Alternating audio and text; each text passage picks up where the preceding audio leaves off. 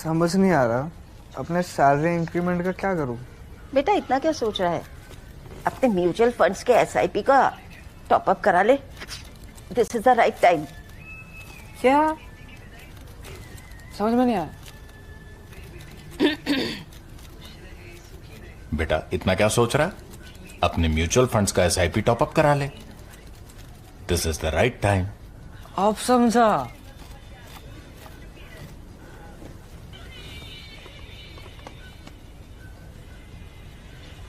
Mutual fund investments are subject to market risks. Read all scheme-related documents carefully.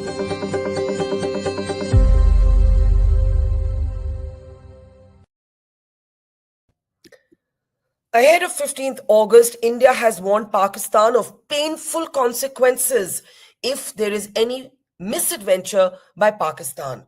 In a sharp statement just moments ago, the Foreign Ministry responded to what it's calling Pakistan's reckless warmongering, something that the government is saying is now a continued pattern.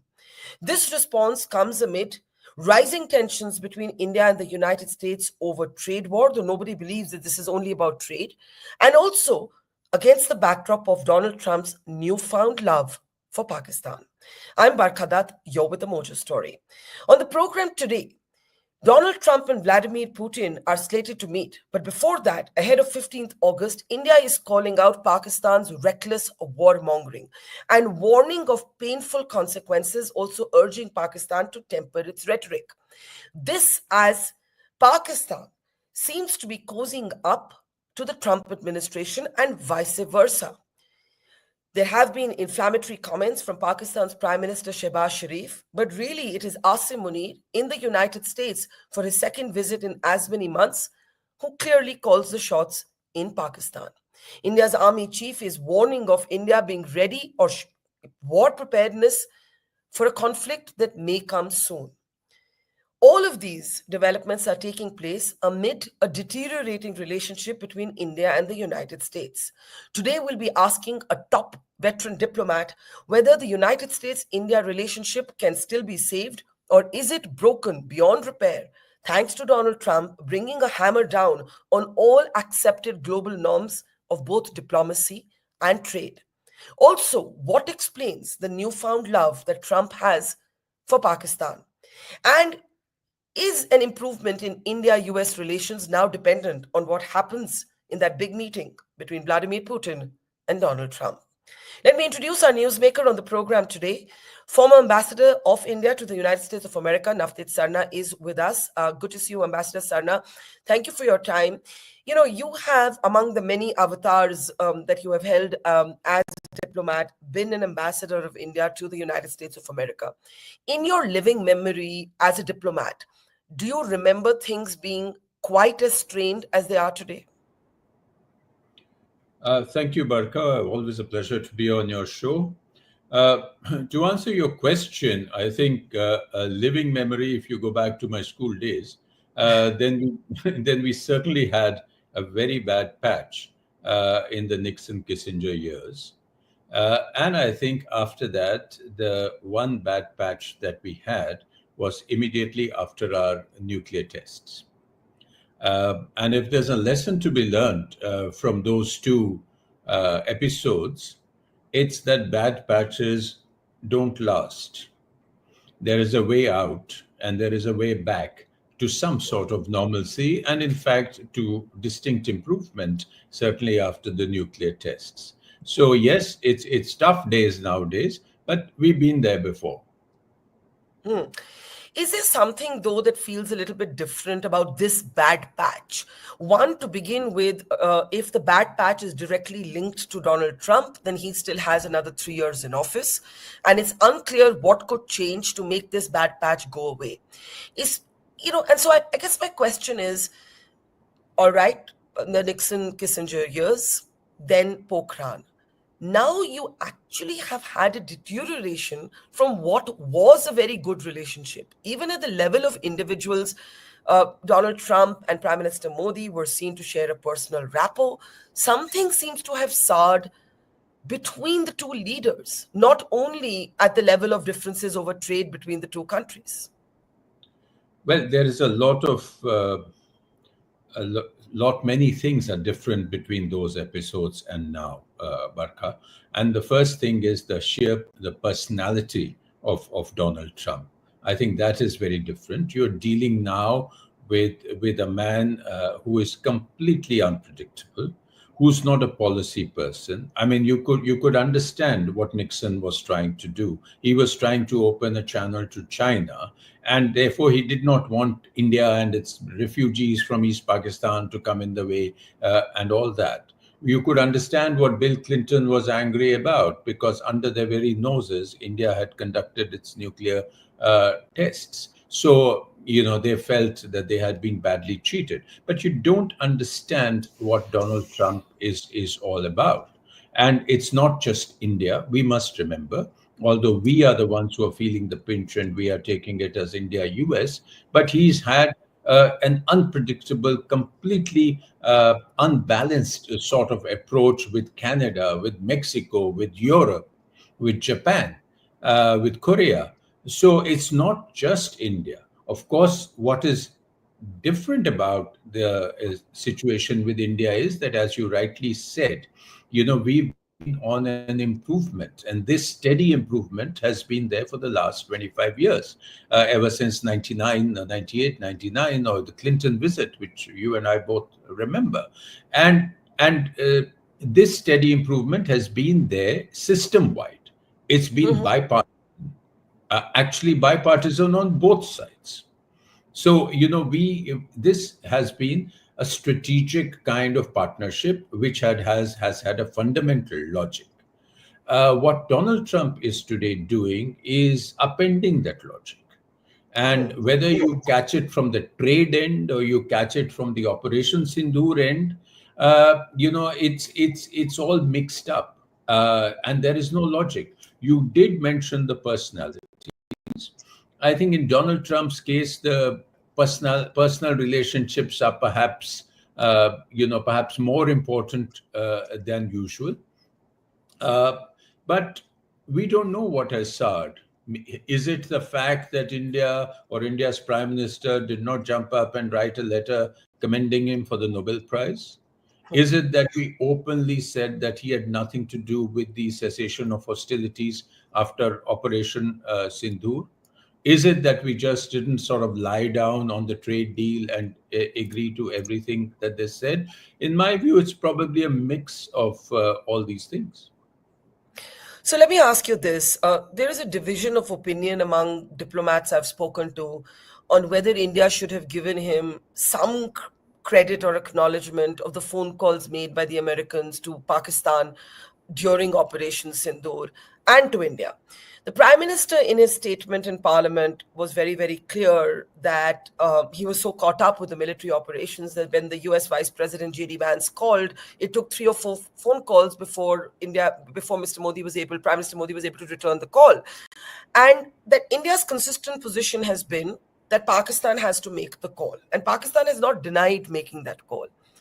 The divergence of opinion is this. Clearly, nobody is ever going to say America mediated, because Trump doesn't seem to understand the difference between front channeling and back channeling, messaging in response to, Pakistan's clear nuclear threat and claiming that to be mediation. But do you believe that India should have said, oh, thank you, Mr. Trump? Or do you believe that ship sailed the moment Trump tried to preempt India's announcement of the cessation in hostilities? Well, Barkha, it's always wise. It's always possible to be wise in hindsight, which is always 2020, as they say. So, we can today sit and we don't know what the compulsions of our policymakers were. But I will say this, that if we ideally, we should not have been surprised with that announcement from Washington, D.C. And if they had actually played a role or were in a constructive mode, the Americans should have allowed India to do what it had to do rather than make its own announcement. Secondly, and this I said on record very quickly after that, I think we could have, again, by hindsight, we could have finished this by saying that thank you very much for everything that everybody has done, including President Trump. Yes, this is a bilateral matter which we always prefer to solve bilaterally. So it's not that either or. People have played a role before. Clinton played a role after Kargil. Others have made phone calls earlier. To my mind, this really does not amount to mediation. And if we had been able to package it immediately as, look, this is not mediation. Mediation is something when you're sitting in a third country, two delegations go, and a third country, say Qatar is holding, conversations between Iranians and Americans, or Taliban and American, that is mediation. So making a few phone calls, I mean, Trump may think it's mediation. A counterspin could have been put that this is very nice, it's very useful, but this is, of course, not mediation. We have our own channels, and India has a traditional position on mediation. Unfortunately, perhaps the ship had not sailed, but was blowing its horn when that Trump announcement came. Maybe we could have called it back even that day, but perhaps, but then, of course, these things get caught, and this is again a difference. These things get caught in domestic politics. Yes. And a little more on that later in the conversation. I would go so far as to say that each time the Americans get involved, or, Western nations get involved, it's often because of the bogey of potential nuclear conflict. Right? One of the reasons the West gets involved is in response to Pakistan threatening that there is a possibility of a nuclear war, that if it came to protecting their interests, they would not hesitate to use a nuclear weapon if they had to. We have seen reports now from Asim Munir's second trip to the United States that, at a closed door function, he reportedly once again boasted about taking half the world down with Pakistan if it came, if push came to shove. I guess my question is this. I mean, what is the appropriate way to handle the West's over-eagerness? It's almost like a trope. It's almost like a cliche. India and Pakistan have a military conflict. Sooner or later, Pakistan threatens or suggests that a nuclear conflict may be possible. The West gets involved. This time, the only difference is the West has made those phone calls and has wanted India to say thank you for making those phone calls. No, you're absolutely right that in terms of, Pakistan uses the nuclear card as to overcome the asymmetry. Correct. And they know this is a way of internationalizing the conflict. And if it's about Kashmir, then this is a way of internationalizing the Kashmir issue. So we know that story. But then we have to constantly, be reminding the world, and this is it's a sort of constant treadmill. You don't have to suddenly go out and start reminding the world about India's, responsible nuclear status, and the fact that it was the United States, which moved a lot of pieces for India to get that India-specific waiver in the NSG and the IAEA. So I think we have to underline our position on nuclear weapons, our position on nuclear issues, and this has to be something which has to be done even when there is no conflict. It has to be something so that countries don't fall for this.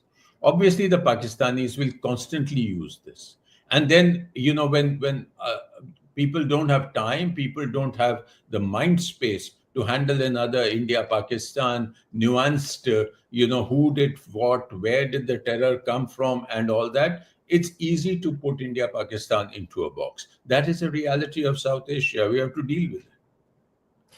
How do you read Trump's sudden love for Pakistan? And I say this because even if it was ignorance, a lack of proper briefing the first time that Trump spoke about India and Pakistan fighting over Kashmir for thousands of years, when he first made that inane remark, it's ignorance or being misinformed or being underbriefed or not appropriately briefed the first time, the second time. The 29th or the 30th time you make the same comment, there's something else going on. There's also Asim Munir back at CENTCOM meeting with Pentagon officials, second time in 2 months. Initially, it looked like this was about Israel, Iran, the American interest in Pakistan's geography. Now it's not clear. Trump is talking about oil in Pakistan. There is a firm linked to Trump's family that is seen to have a tie-up with Pakistan's crypto council. There is talk about rare earth minerals agreement with Pakistan. What is actually going on here? This takes you back to some Robin Raphael type years. Yes, except that this is again not some misguided, great strategic policy. Yes, there is an element that possibly, Pakistanis have sold them the idea that we can help you with Iran, we can help you with China. That's one aspect. But I think you go down to the basic sort of, the drivers of President Trump's enthusiasm. They're usually personal.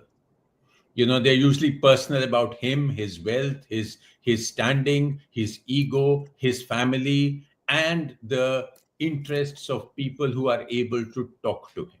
So I think the fact that his family is involved, whether it's crypto or whether it's this mirage of hydrocarbons and rare earths, whether it is the charm of a general. Trump has an old admiration for generals, like even Musharraf, I know when he first came, the American New York Times and others had put out these things. He's a whiskey drinking, dog loving general, So now you have, another general, and Trump had a weakness. He had 3 or 4 generals in his first term. So I think it's a combination of these possibilities of greed. It's also, I think, a factor that if he keeps this India-Pakistan thing going, he can continue to say that he's the guy who can resolve it. So I think the Pakistanis are getting that signal, and that is why they're continuing with these comments. That if they raise the temperature, Trump will again continue to say, no, I told them this is okay, I told them this is okay, and which will again build up his Nobel Prize credentials. So I don't think it is, I'll just finish, Barkha. I don't think this is a permanent dehyphenation. Yes, perhaps during Trump's time, and perhaps until Trump gets weaker, which he inevitably somewhere along the way will, I think it is there. But I think it is not a major policy reset. And that will depend on how effectively we continue to keep the other pieces in play. Yeah, you said it's not a permanent dehyphenation, but I think you mean it's not a permanent hyphenation. I say yes. Sorry, I mean this is not this is not a permanent hyphenation. I think the dehyphenation has happened not because only we wanted it to happen. The dehyphenation has happened because the relationship has a solidity across the board, which the US-Pakistan relationship simply doesn't have. So let me just push back a little bit on this in terms of the immediate, let's say next year. Let's imagine for a moment that Trump is able to come back after a successful meeting with Vladimir Putin and therefore loses the context to penalize India for purchase of Russian oil. Do you really believe, after what's gone down between India and the US, and I think personally for the Prime Minister who invested, some of his own energy in this relationship with Trump, that you can sort of rebuild the pieces of that? Or do you think that diplomacy and statecraft is in fact the art of the possible? Well, I think the one aspect which might improve for us if the Trump-Putin meeting goes well is that he will not want to impose that extra 25% on us, which is essentially was to hit back at Russia and put pressure on Russia, besides putting pressure on India. So he can't be penalized, putting secondary sanctions on Russia and saying, yes, I had a great meeting with Russia. So I think we still have a window, which is why he put that 21-day window on the extra penalty of 25 tariffs. So let's wait and see that. I think for the rest, of course, we will not say that, no, once you have said all this, we will never talk to you. Our relationship is broken. It's in smithereens, etc. I mean, the art of diplomacy is to continue going, continue to salvage what we can, continue to get a policy reset, say on the Quad, finally get some sort of a trade deal, pick up the pieces on technology, pick up the pieces on defense, and work around it. We can't, but this time I think we will do with the benefit of having had many of the presumptions that were made been shown to be false. The presumption that India can handle Trump because India handled him so well in Trump first term. The presumption that, Trump just hates Pakistan. He thinks it's a country of liars and deceitful people, which is words to that effect that he did. Or that, we can get around Trump by buying this, doing that, or putting him, sort of feeding his ego through big events and all that. So I think we will now go in being more real. But here's something that I'm confused by. Obviously, in this scenario, India is building on a cautious rapprochement with China. The Prime Minister is going to be attending the SCO summit in China at the end of the month. The Chinese Foreign Minister is scheduled to arrive in Delhi in the coming week. But China, according to our army, the Deputy Army Chief, provided live inputs to Pakistan and not just weapon systems. And those live inputs were provided in Operation Sindoor. China as an adversary is probably more directly dangerous to India than the United States of America, notwithstanding these strains. My question is, if Trump cuts a deal with China and Pakistan cozies up to Trump, India is going to have to recalibrate or reimagine some of those moves on the chessboard. So how do you see, first let's start with this India-China cautious rapprochement that's taking place. Are you comfortable with it? No, I think, again, this will not be a rapprochement that will be done forgetting that China is a major adversary.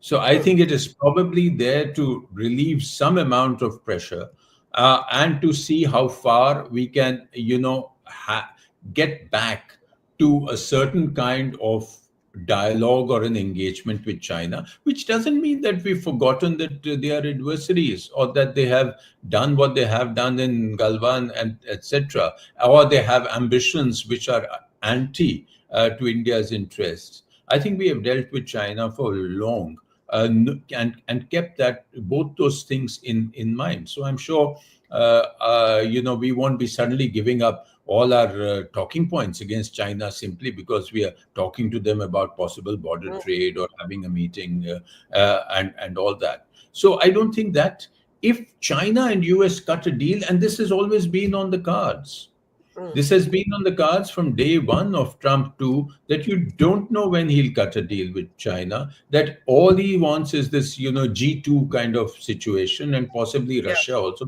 a G3 kind of situation, zones of influence and all that. It's quite possible that he will cut a deal. And that is why you cannot make the India-US relationship simply an anti-China partnership. And, that convergence is convenient. That convergence is useful. And that convergence has been there ever since the US realized that China's rise was inevitable and they needed. And that is why they were cutting a deal for India under this rubric of what has been called by scholars strategic altruism. That, we will overlook some trade issues, we will overlook some other minor problems because we need India as a democratic strategic partner against China ever since Condi Rice. They've been looking at it like that. But today, Trump has cut out that strategic altruism. He's actually treating us like anybody and everybody without having a policy landscape in his mind. about the Indo-Pacific, about the democratic partner. So we will have to take that in our stride. We should always be prepared for a US-China deal. But if Trump is seeking and is able to get for himself some version of this G3 that you talk about, he has a successful meeting with Putin. He comes back home, happy with something he scored there, and then he cuts a deal with China. A lot of Indians, you hear a lot of this since Operation Sindoor. Oh, India's on its own. Is that how you see it? India's on its own? Well, what is wrong? India is 1.4 billion people. We have been on our own since 1947. It's good to remember on the eve of Independence Day. India is the strongest when you think we are on our own. And actually, we are not on our own. We just have to continue to build real relationships which are not for an immediate transaction, which don't simply serve our immediate real politic gains. We have to understand that relationships are built over a long time. The relationships are built on basic interests, a basic value-based foreign policy. So India is never going to be alone in that sense. To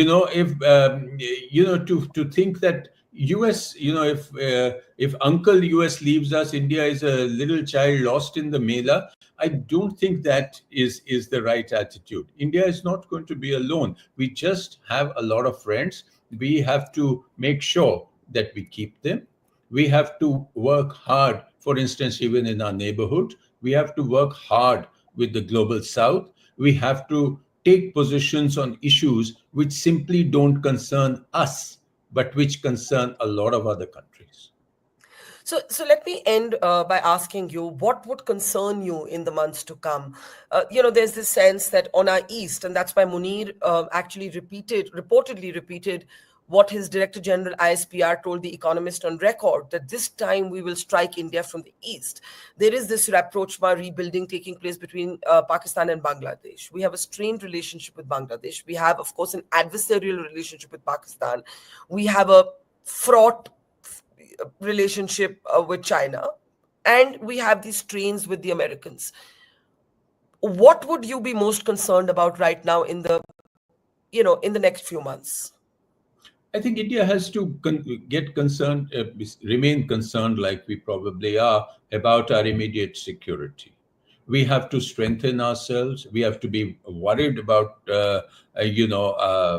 Pakistan's increasing military rhetoric without panicking, without reaction. We have to work on Bangladesh. We have to work on the neighborhood.